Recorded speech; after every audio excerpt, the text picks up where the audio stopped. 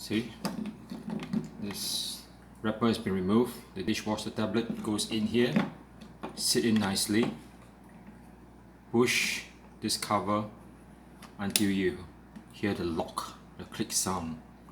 Press this to release, press here, push here to lock, and that's all you need to do.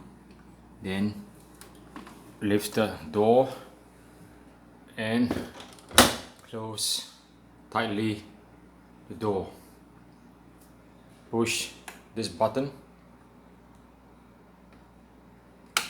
turn it on, then you can see now it's set at 15 minutes, but it should not be 15 minutes. 15 minutes is a rinse. So you switch this anti-clockwise to echo, wash at 50 degrees centigrade.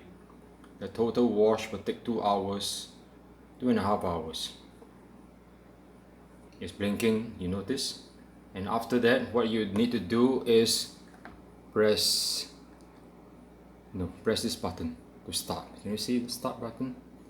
Press once, start. You hear the water coming into the dishwasher and will start washing.